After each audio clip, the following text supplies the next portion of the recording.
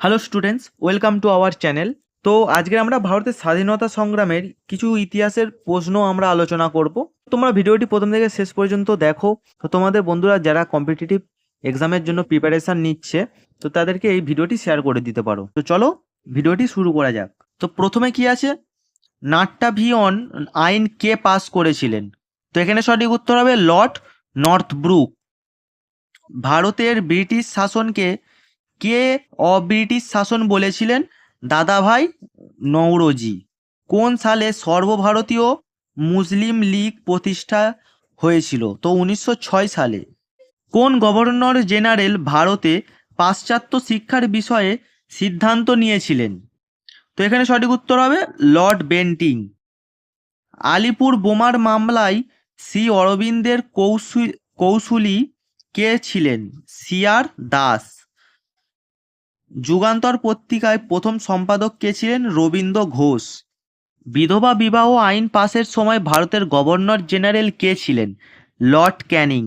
1982 সালে কে দেশীয় ভাষায় সংবাদপত্র আইন রদ করেন? লর্ড রিপন। 1978 সালে দেশীয় ভাষার সংবাদপত্র আইন কে পাস করেন? লর্ড লিটন। 1857 সালের মহাবিদ্রোহকে একটি পরিকল্পিত জাতীয় স্বাধীনতার যুদ্ধ বলে অভিহিত করেছেন কে?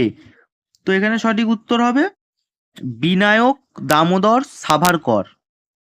সারা ভারত কিষাণ সভা কোন সালে প্রতিষ্ঠিত হয়? 1936 সালে।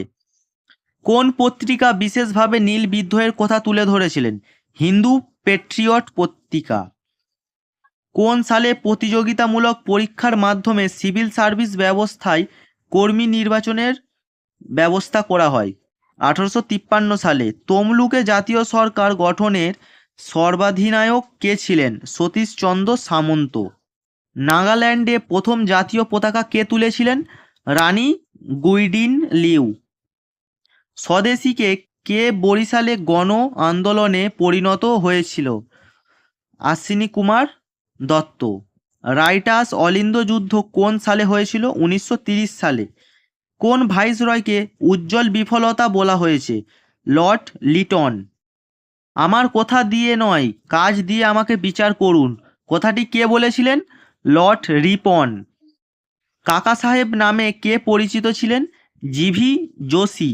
বারাণসীতে সেন্ট্রাল হিন্দু স্কুলের প্রতিষ্ঠাতা কে? Shrimati Annie Besant. New Lamps for Old প্রবন্ধটি কে লিখেছিলেন? শ্রী অরবিন্দ ঘোষ।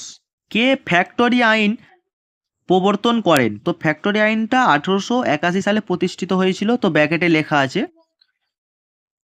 তো এখানের উত্তর হবে লর্ড রিপন। ভারতের বাইরে প্রথম স্বাধীন ভারতীয় সৈন্যবাহিনী গঠন কে করেছিলেন? রাসবিহারী বসু। ভারতের জাতীয় কংগ্রেসের দ্বিতীয় অধিবেশন কে সভাপতিত্ব করেন? দাদাভাই নওরোজি।